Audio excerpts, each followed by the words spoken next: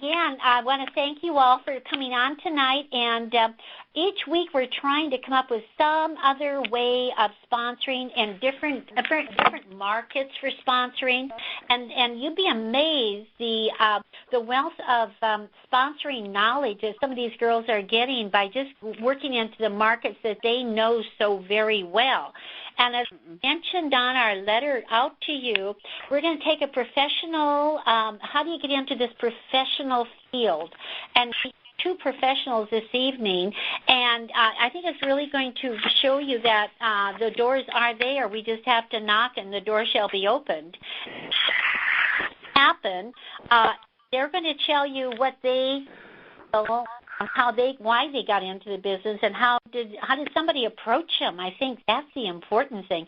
How do you approach these people? What do you say, or do you sometimes kind of preconceive and say, well, no, I don't think they'd be interested. Sometimes we're so busy making up their minds we forget to ask them.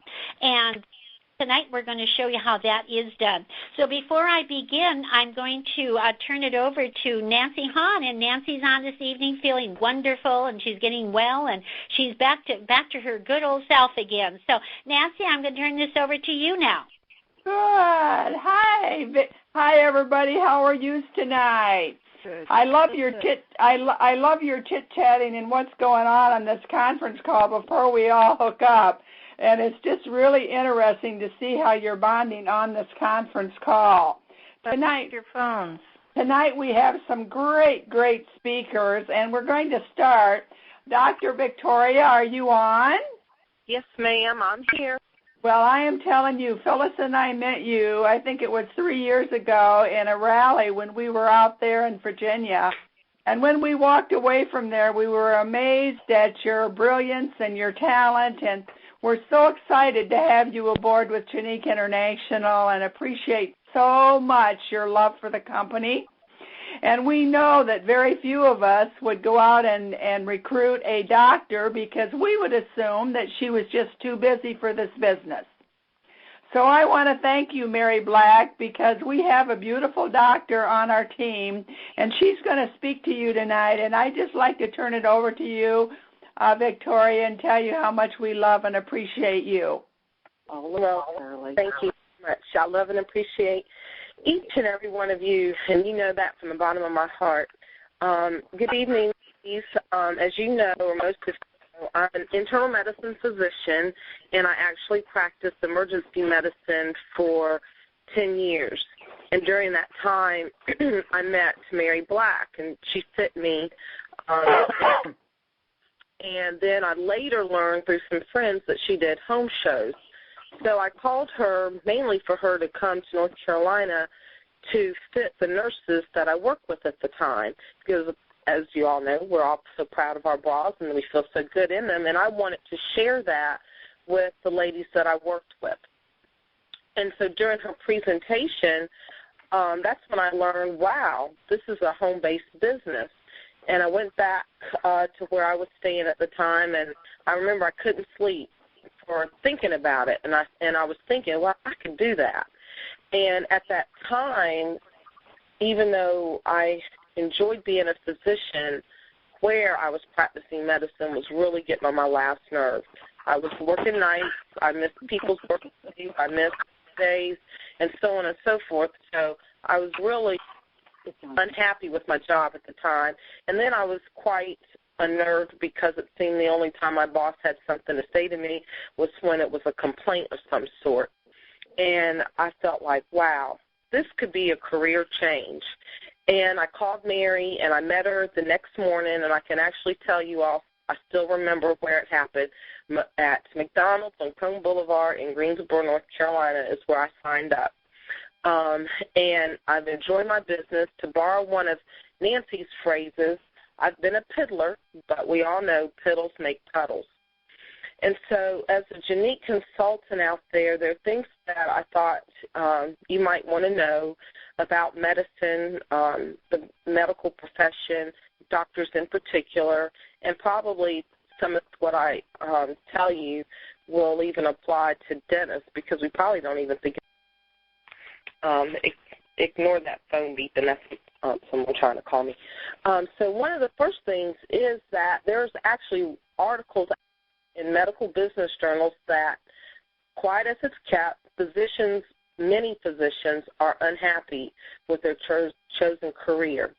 And a lot of that unhappiness is coming about in the practice of medicine. As we know, I'm one of the ones that grew up watching Miss Welby and Julia Child, and so it unnerves me that through a phone call or a fax letter, your insurance company can interfere with my decision-making process on either what medication to prescribe or even what diagnostic tests that I want to order for you. And that I'm not alone in. Like I said, there's articles out there of physicians speaking up and saying, if I had to do it all over again, I wouldn't do this. Additionally, not only in that sort of an area of unhappiness, we don't encourage our children to become physicians. So what are my colleagues encouraging their children to do? And that's the other things. You name it, the sky's the limit. And then, meanwhile, back at the ranch, while we are in this economic topsy-turvy depression, some people are bold enough to say, recessions, mild people will say, but nonetheless, we as physicians are also feeling the crunch of those cutbacks. And thus, we need a second source of income.